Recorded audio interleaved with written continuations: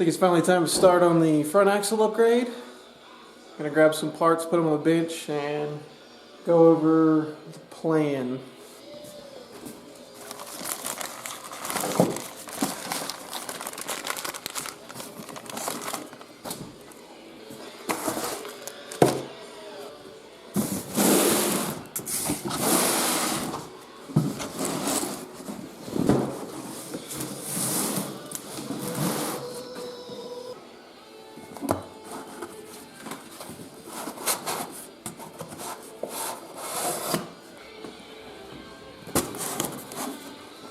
Alright, here we go. Here's the plan. Spartan locker, Yukon Chromoly axle shaft. Got a couple new oil seals for the diff and new unit bearings, wheel bearings, whatever you want to call them. The axle kit came with a block-off plate for the front axle disconnect, and I actually didn't even know that it came with new oil seals. So I guess I got some extras. So that's the plan today. I have new ball joints and all the parts to put the WJ brakes on, but I hit a couple snags with that. I got some more parts on the way that I think are going to make it easier, or at least correct the issue that I'm having with just some clearance issues. But we'll see. I'll cover that in the video whenever I do the actual upgrade. So for today, this is the plan.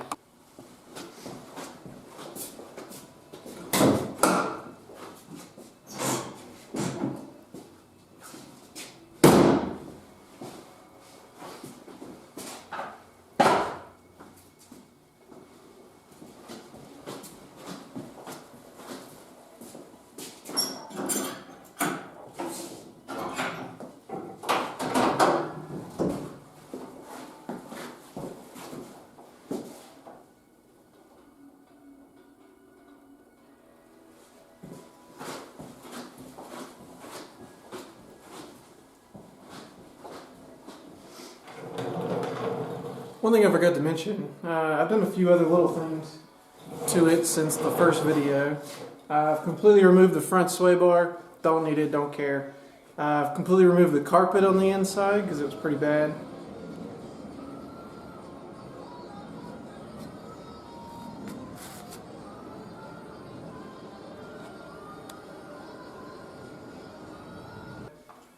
The airbox has been replaced. Or it's got a factory airbox now, not that jankety cold air intake thing that it had. Cut the shock boots off the front. I'm gonna do the same with the rear. I hate shock boots. I think they're stupid. If I can find a picture of my old XJ, I'll insert a picture of why I think they're stupid. Should be pretty obvious from the photo that they don't really do anything other than hold dirt onto your shock. I tightened up the oil pan. That's what was causing the leak. I guess whenever the previous owner had the pan off for whatever reason, he never tightened the pan back up. So I saw the pan was leaking and thought the seal was bad. Got under there with a new seal to replace, and all the bolts were just loose. So I torqued them all to spec, and now it doesn't leak anymore. So I probably should have checked that first. It's got an oil change finally, first oil change in 2 years. I scraped all the glue off of the top of the windshield where the hardtop was glued on. I got new seals going on the hardtop currently. That's why there's no top on it. You can see I put the full doors back on. But the hardtop will be back on within the next 3 weeks or so. I got to finish up doing the seals on the bottom of it. It's got a new windshield seal underneath where the windshield and the, I guess the cowl, the top of the cowl come together.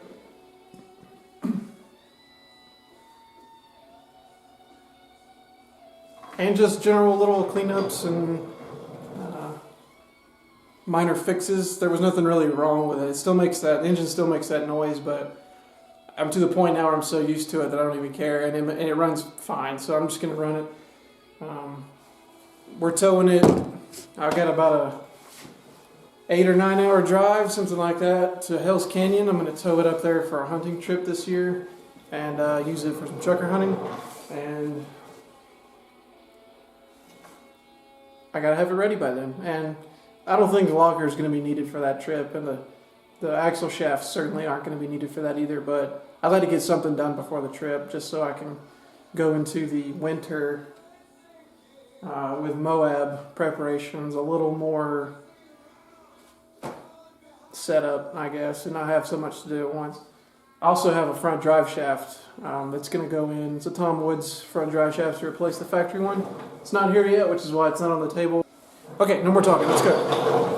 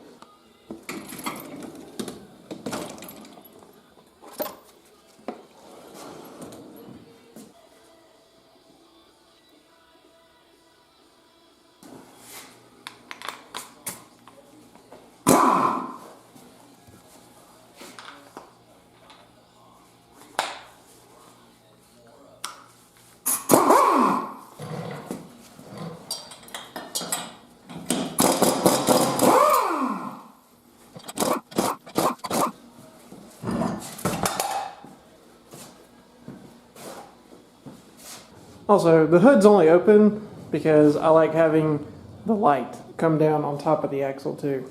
I know I don't need the hood open to work on the front axle.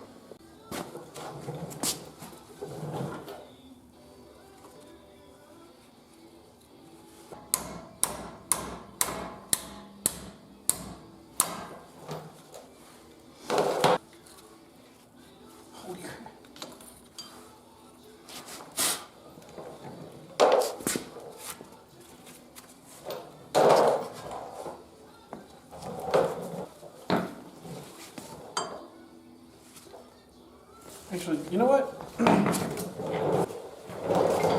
had a lot of people ask me how this cobalt half inch works out.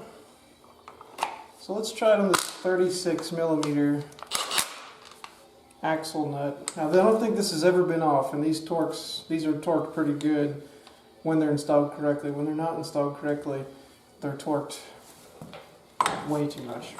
So what happens? Nothing. No problem at all. Alright, let's get these brakes off. One way you can get these 13 millimeter 12 points out too, if you have no other option, is to put a wrench on it and hammer the wrench. I've done that many times in the scrapyard. Works perfect.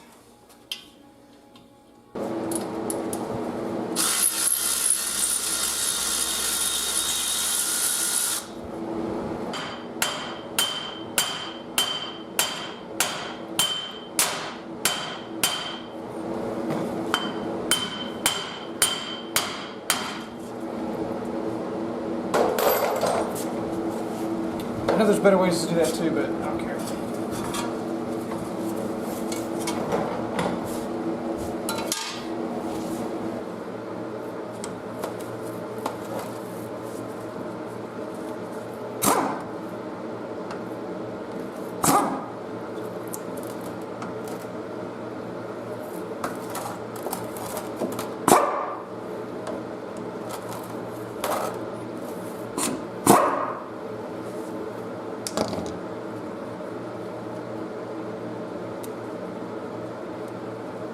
Oh yeah, it's already come.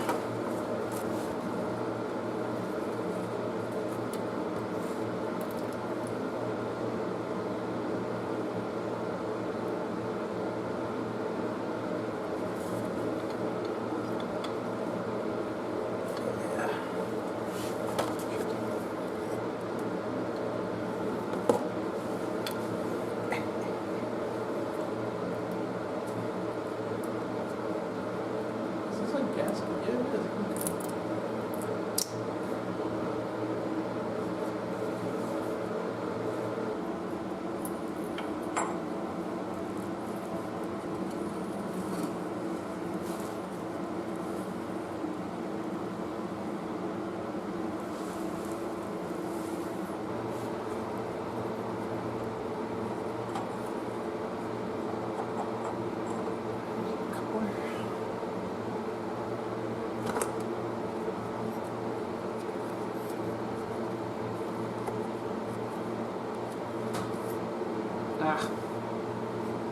Should have worn nitrile gloves for this part.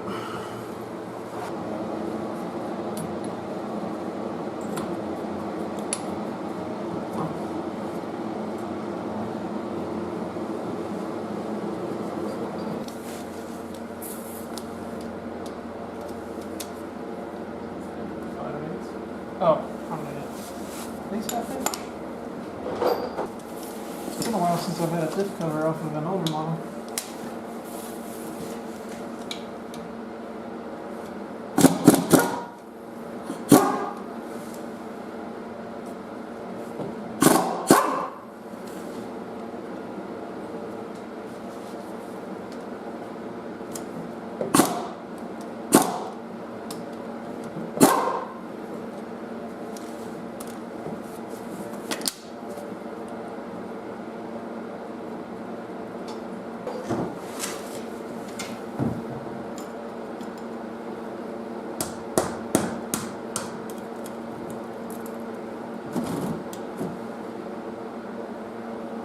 A little bit of a mess. It's okay though.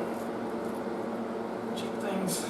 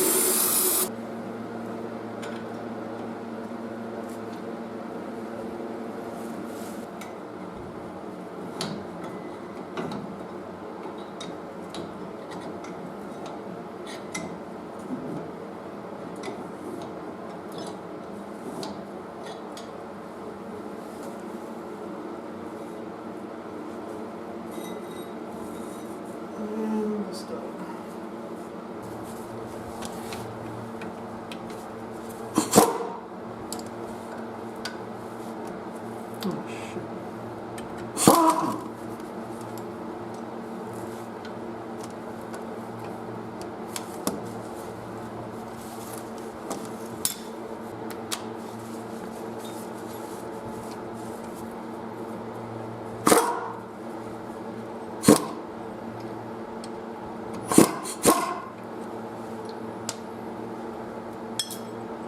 Perfect example of a swivel coming in handy. Now I'm going to use the bleep and jeep method for these bearing caps, and what I mean by that is I'm going to do one punch mark on the left bearing cap and two on the top of the right, and that way I don't plan on mixing them up, but when I take them off and lay them straight down on my my little towel here, just in case I do knock them over or something, at least I'll know which side they go on and which side goes up. So.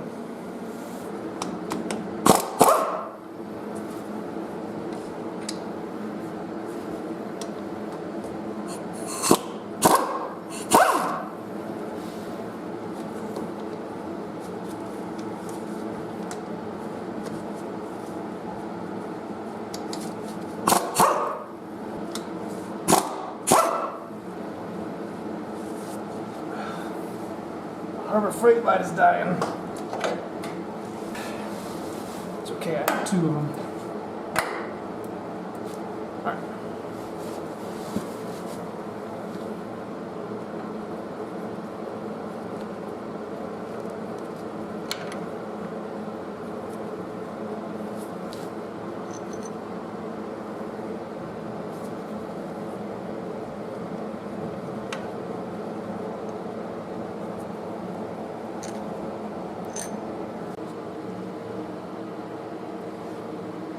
$39.11. 39 divided by 11 is 355 or 354, however you want to say it.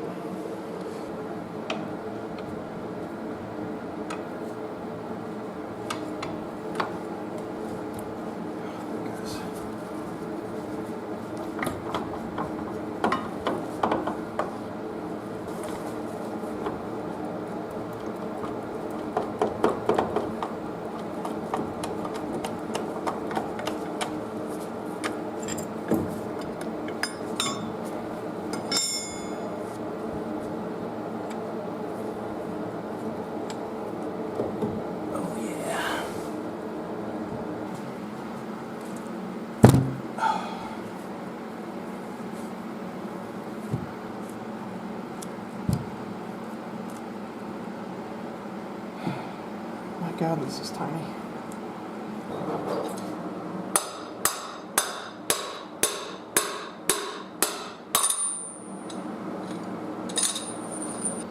Now, I actually have a tool for pushing these seals in specifically for Dana 30s. Dana 30s, Dana 44, and I think Dana 60. This tool will work for all of them. So I'm going to try it on the 30.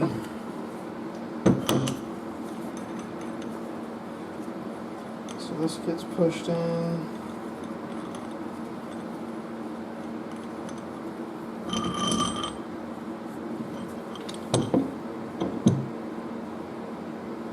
Think about it real quick.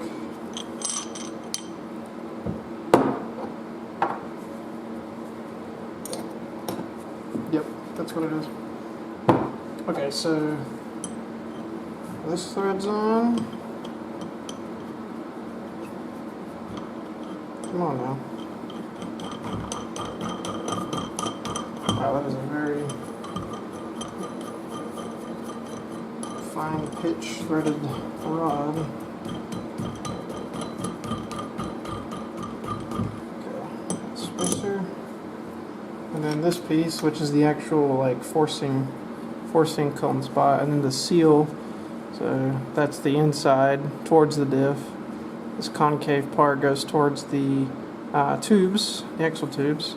So you lay it on just like that. It's pretty much perfectly centered in there. And then put it inside the axle housing, this part against the opposite seal area, and then you just tighten, or I guess technically loosen this nut, and it forces this piece out, and it just forces the seal into location. So you're not trying to hammer it, it's going to go in straight. So we'll give it a shot here. That's the theory. Now this tool takes a 1 1/8 wrench, 1 1/8 of an inch wrench to turn that nut on it, which is pretty crazy. I think a 28 millimeter is the same.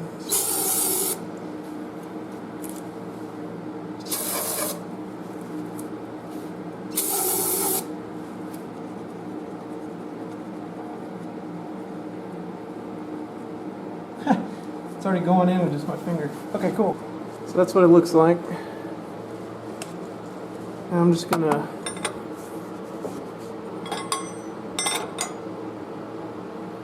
tighten this up very gently.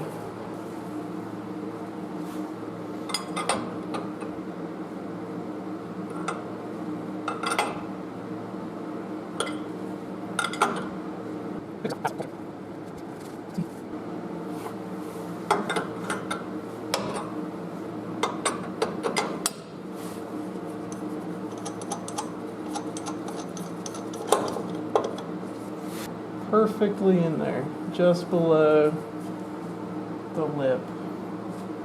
Okay, well, that old saying that you learn something new every day applies to me today for sure. So, I was not aware that the YJ passenger side tube, the inner diameter of that tube is different than the driver side. So the regular replacement Spicer seal, the new style like this one, fit on the driver's side perfectly. Went right in with that specialty tool. Got my caliper out, was doing some measurements. All of these are around 130 to 140 thousandths outer diameter. Actually, this one's, yeah, 238, so, or 138. So all of those are too big. I used, I measured the inside diameter of the tube, and it was right at 2 inches. So I was like, obviously that's never going to fit. So I went through the kit that came with the Yukon axles, and I saw these two, and when I first saw them, I dismissed them as, I'm not going to use those because They're for the vacuum disconnect or whatever. And it didn't even occur to me that Yukon's not stupid and they know to include the correct seals. So the one with the red ring measures 2 and I'd say 2 inches and then 70 thousandths. So that's a little bit smaller than those other 3. The one with no ring, just the regular brass color, whatever color that is, measures just over 2 inches. It's 2 and 6 thousandths.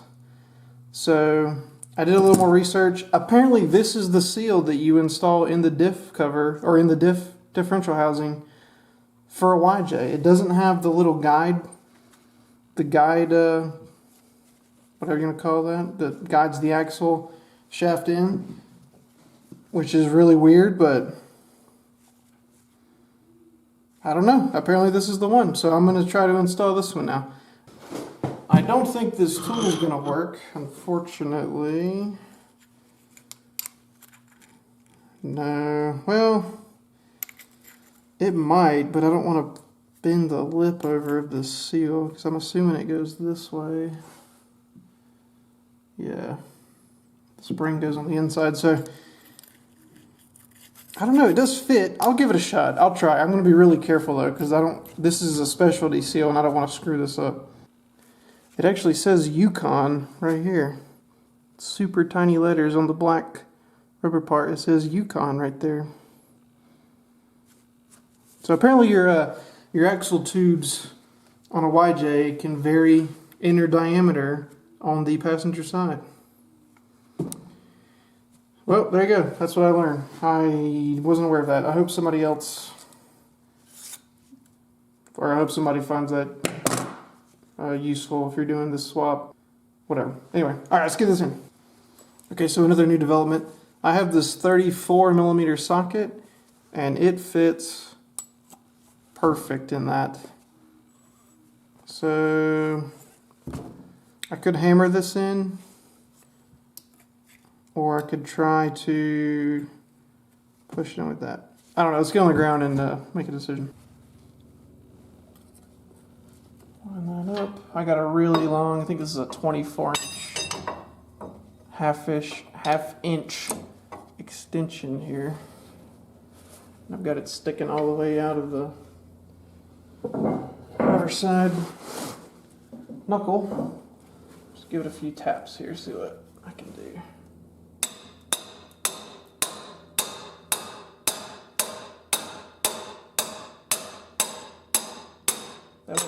That went right in. Yep, that's in. That's all it took. Alright, so there you go. There's a seal in. It's going to be a little bit more of a challenge, especially with that long shaft, to get that seated, but it's definitely in. I mean, it's in there. Man, that's weird. Okay.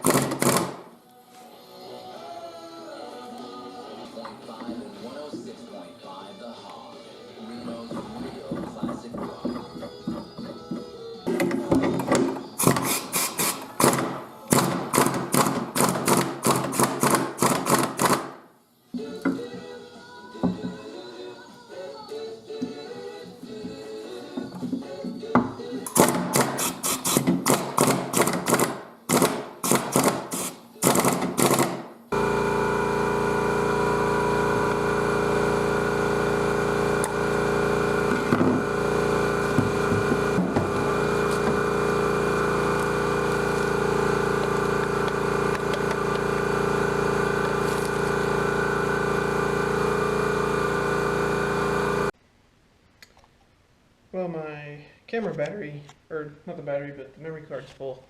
But got the ring gear back on, got the locker in, looking nice. And let's put it in.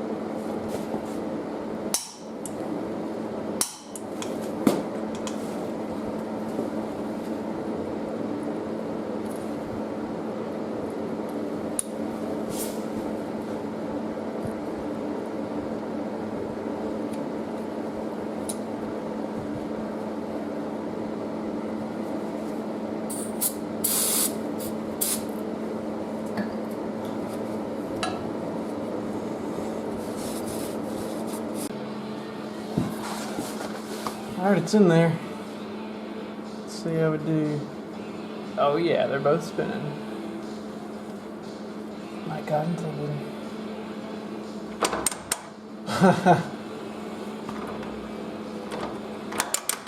Oh yeah. Let me wedge the passenger side with something. Alright, I got the passenger side wedged with my toe.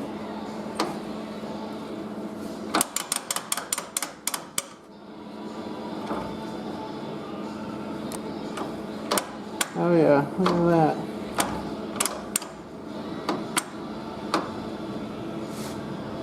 Wow, that's really strong. That's pretty cool.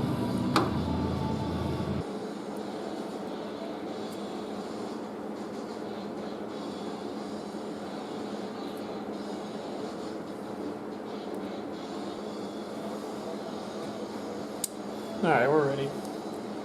Took a little bit of effort. I hope I can get this on without that thing. Oh yeah, we're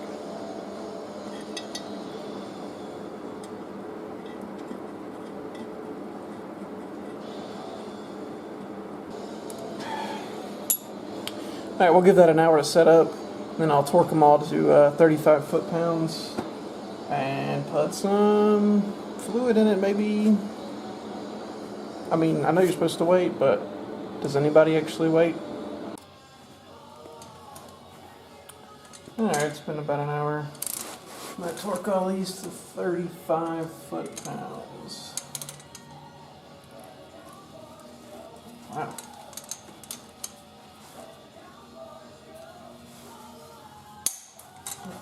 That's a lot tighter than I thought.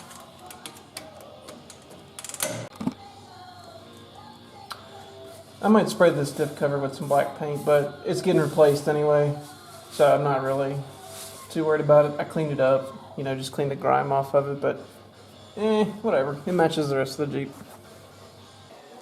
Just gonna go for it. Yeah, there we go.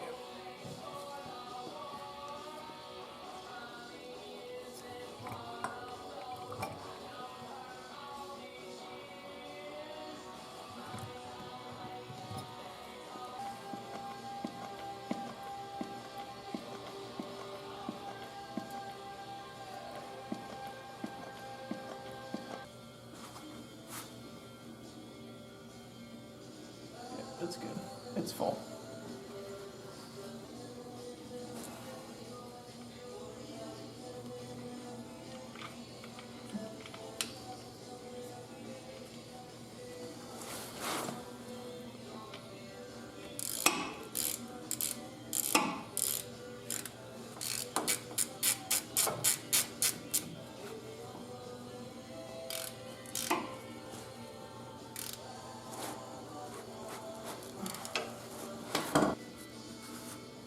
Is it still ridiculously loud? It's not as bad. Sweet. Alright, well there you go. Front end is converted. One-piece axle shaft, Chromoly, Spartan locker, new wheel bearings, new axle seals. I haven't actually drove it anywhere yet. I got a few more parts that I would have put on it first before I do. One of them being the front drive shaft, Tom Woods. Since the YJ, the front drive shaft on a YJ isn't actually balanced from the factory, before I drove it anywhere, I wanted to, you know, put that front drive shaft in. And I was going to do it in this video, but this video is already pretty long. And I don't see a video on YouTube of somebody specifically doing a front drive shaft on a YJ. So I'm going to make that its own little short video. I also got some more steering stuff. Those are 1-ton Chevy 1-ton tie rod ends wrapped up right there, and I got some custom length threaded DOM tube for the drag link and tie rod. So that'll be coming up in the WJ brake video. So yeah, I hope you found this useful or entertaining at least. Stay tuned. I gotta get the hardtop back on, finish up these last little things, and then we're gonna take it out, see how it does.